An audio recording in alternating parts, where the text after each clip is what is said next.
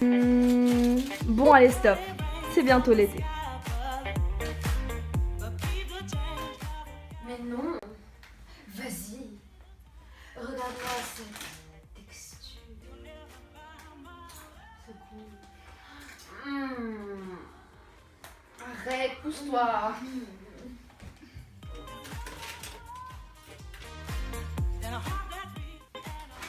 Hop, stop.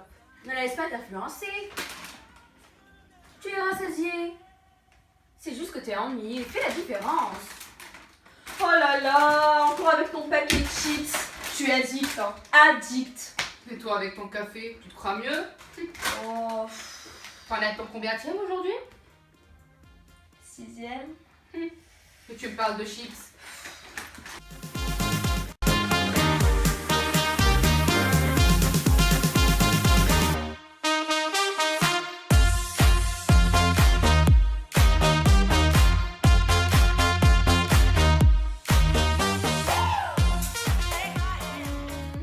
Addiction. Dictionnaire. Addiction, nom féminin, besoin compulsif de consommer une substance, symptôme de sévrage quand l'accès est impossible. On la lie souvent à l'alcool ou aux drogues, mais on peut aussi parler de comportement alimentaire addictif. On parlera alors d'aliments addictifs ou plutôt dits addictifs. Je vois. Tous ces aliments-là qui vous attirent, que vous ne pouvez pas arrêter de manger. Tous ces aliments-là qui vous procurent du plaisir. Une tablette de chocolat que vous entamez. Un pot de glace que vous appréciez. Un paquet de chips que vous dévorez. Ou cette part de gâteau qui vous fait envier. Addict, nous pensons tous l'être. Mais le sommes-nous réellement? Ces aliments dits addictifs, serait-ce un besoin inné ou créé de toutes pièces? Telle est la question. Dans un premier temps, nous allons voir dans quelle mesure peut-on dire que cette addiction est créée.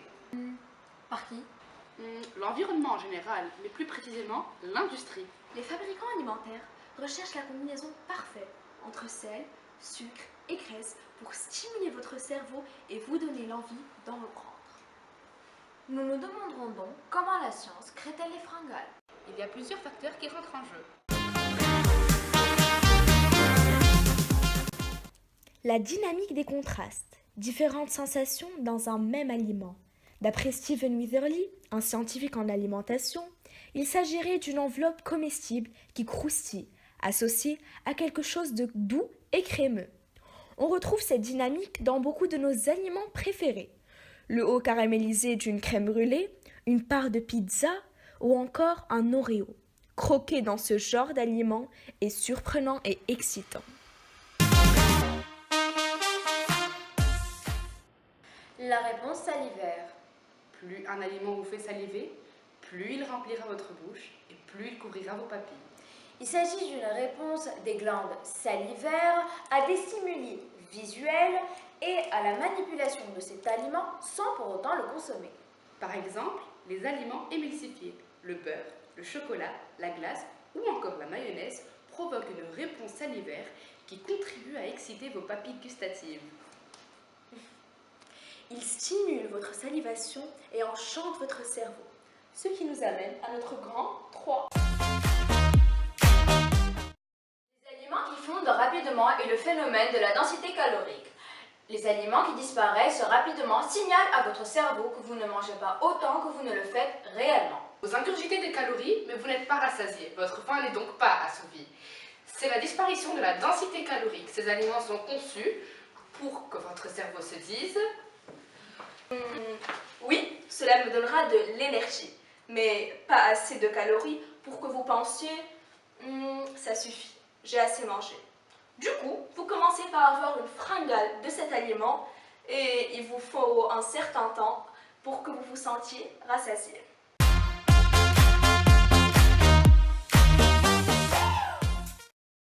Réponse sensorielle spécifique.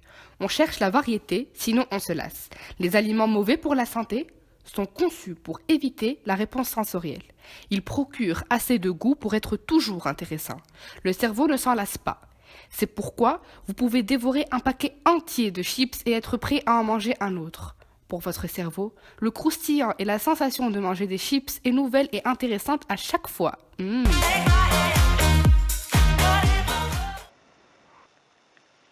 Le souvenir des expériences précédentes. Le cerveau enregistre cette sensation. Donc, la prochaine fois que vous voyez cet aliment, le sentez ou même lisez quelque chose à son sujet, votre cerveau déclenchera les souvenirs et les réponses associées au moment où vous en avez mangé. Ces souvenirs peuvent provoquer des réponses physiques, comme la salivation ou cette fringale vous mettant l'eau à la bouche quand vous pensez à ces aliments préférés. Tout cela est lié à la sécrétion de dopamine, sujet qu'on approfondira plus tard dans la vidéo.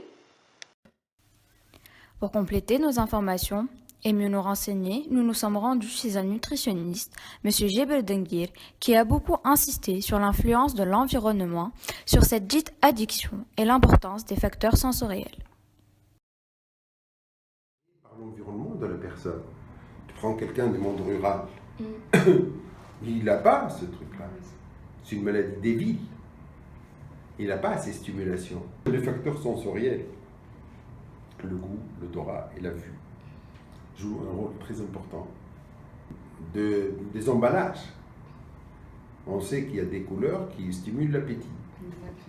Le rouge, l'oranger et le jaune. C'est pour attirer, ça provoque une faim à partir des yeux, parce que le nerf optique passe à côté du hypothalamus, qui est le centre de la satiété, de la faim. L'odorat, c'est pareil. Quand tu es grippé, tu n'as plus envie de manger. Parce qu'il n'y a plus. Tout est un problème de facteurs sensoriels. Pour justement comprendre et affirmer cette fixation par rapport au visuel et à l'apparence des aliments que nous consommons, nous avons réalisé une sorte d'expérience. Nous avons préparé 2 gâteaux au chocolat dont la base était pratiquement la même. Un gâteau avait une apparence basique et ordinaire, mais comportait 100 g de sucre de plus que l'autre gâteau, moins sucré, mais visuellement plus chargé et plus appétissant. I have a dream. One day, this nation will rise up, live out the true meaning of its creed. We hold these truths to be self-evident that all men are created.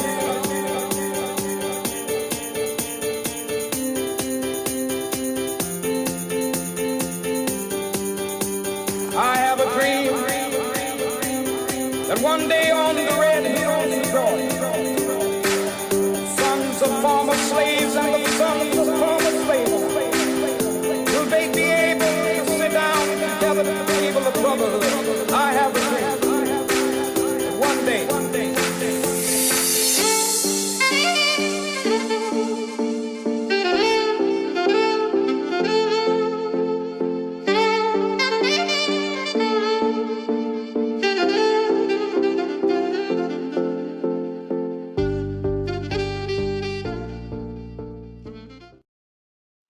Au final, comme on l'avait soupçonné, la majorité des personnes ont trouvé que le gâteau qui était esthétiquement plus joli était le plus sucré, et ce malgré la différence d'apport en sucre entre les 2 gâteaux. Ils ont aussi préféré ce même gâteau qui était en réalité le moins sucré. Ces personnes se fieraient donc plus au visuel qu'au réel goût de l'aliment. Voilà pourquoi il est tant facile pour l'industrie de nous influencer et de nous attirer. Cependant, il y a eu quelques personnes qui se sont rendues compte que le simple gâteau était le plus sucré. Mais il s'agit d'une minorité. 4 personnes sur 18 ne se sont pas contentées du visuel pour juger. Le désir d'un aliment agréable au goût entre en conflit avec la nécessité culturellement imposée d'en réduire les apports, ce qui a pour effet d'accentuer le désir interprété comme une addiction. Monsieur Denguir a aussi beaucoup insisté sur le fait que la peur de grossir accentue ce désir de consommer tel ou tel aliment. C'est l'interdit qui prime. L'être humain, c'est bizarre. On a une relation passionnelle avec la bouffe. Et les relations avec l'aliment, c'est toujours passionnel. c'est toujours passionnant. Surtout quand tu te fixes des interdits. فمالناس les diabétiques. قبل ما يوليو diabétiques, la plupart des gens ils n'aiment pas le sucre.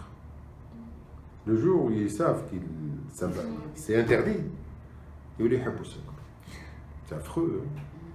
Parmi les aliments les plus addictifs, on retrouve le sucre, devenu connu sous le nom de l'autre poudre blanche, en référence à la drogue. On s'attache, puis on s'empoisonne.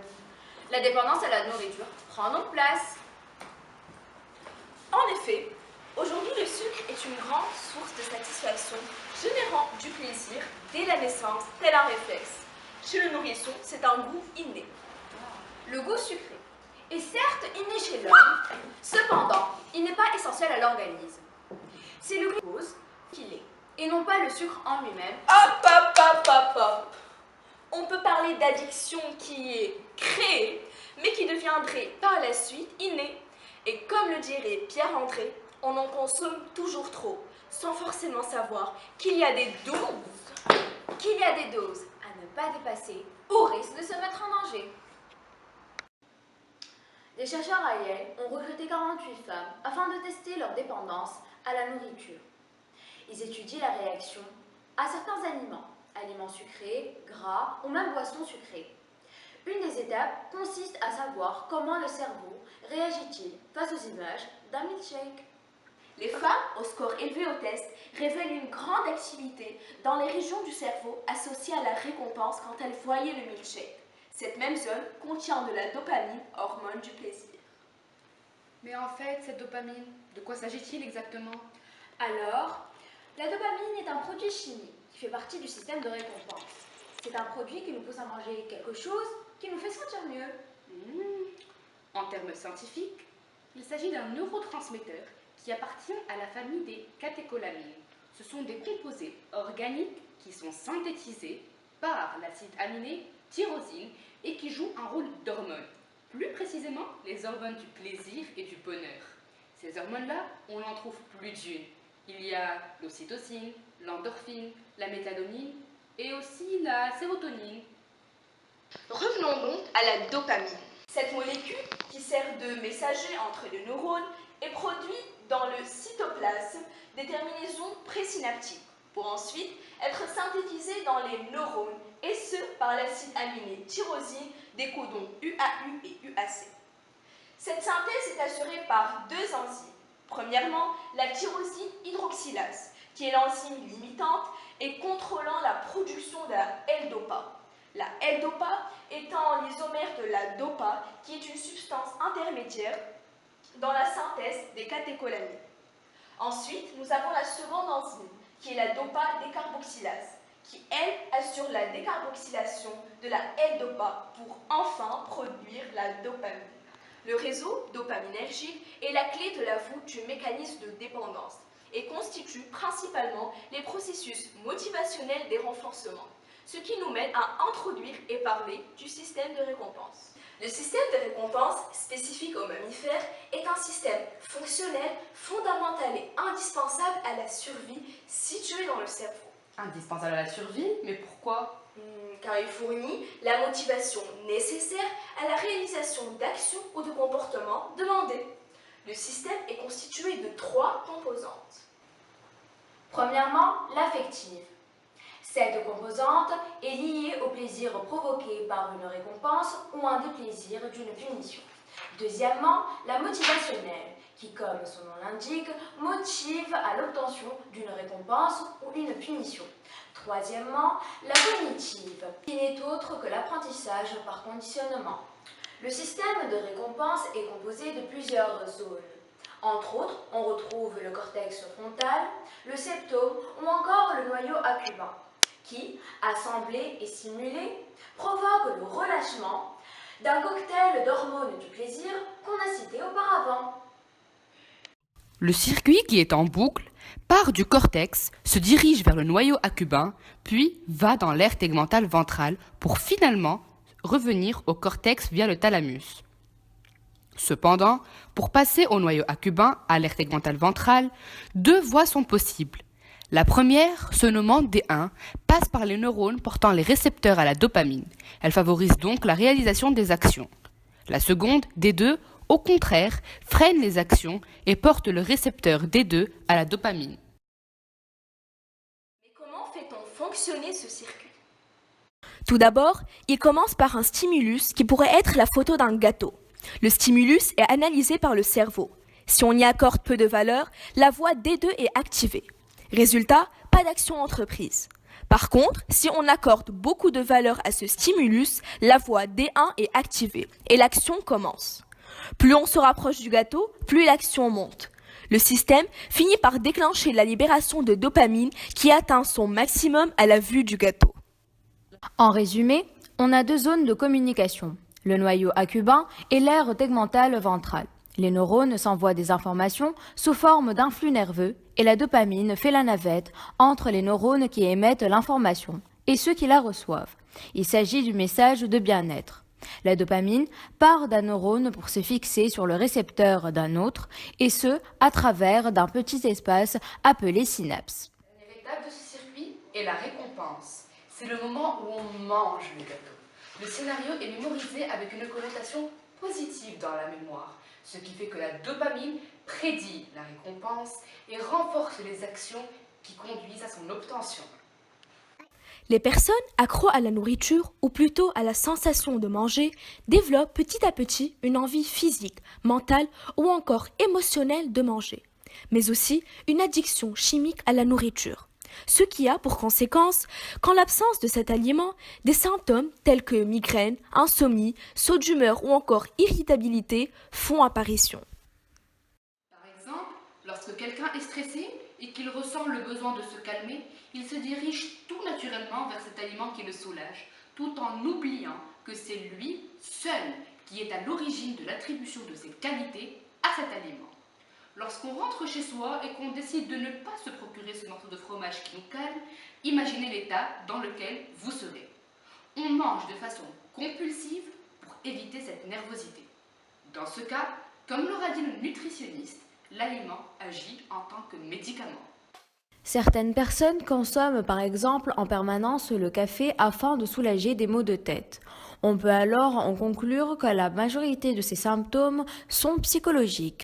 Si au début on avait dit que ce besoin de consommer des aliments addictifs était un besoin Créé, au fil du temps, les recherches qu'on a faites portent à dire que ce serait un besoin créé, qui deviendrait par la suite un besoin inné. dans le cas où la dépendance prend place et où les symptômes de sévrage apparaissent. Cependant, il serait plus judicieux de dire que consommer ces aliments dits addictifs est un besoin créé et seulement créé par l'environnement, Par le stress, Par un manque, dans le cas d'une dépression, par l'industrie, par une publicité, par l'interdit, ou encore la peur de grossir. car même les symptômes de sévrage sont psychologiques. et non physiologique. Comme l'aura dit le nutritionniste, cette maladie des villes est créée par tout type de facteurs, entre autres environnementaux et sensoriels. À ce stade, on pourrait même se demander: Sommes-nous réellement addicts à un aliment en particulier, comme le café ou le chocolat? Car ne l'oublions pas, de nos jours, il n'y a pas de substance addictogène détectée. Un nutritionniste définira cette addiction comme étant une addiction comportementale liée à la sensation de plaisir associée à des poussées de dopamine. On parle alors de plaisir et non d'addiction. On n'est pas accro à la substance des aliments. On est accro à notre dopamine. À la sensation de plaisir. On évoquera donc l'impulsion alimentaire qui est un terme plus approprié qu'addiction. Il s'agit d'un désir intense de consommer un aliment en particulier auquel il est difficile de résister.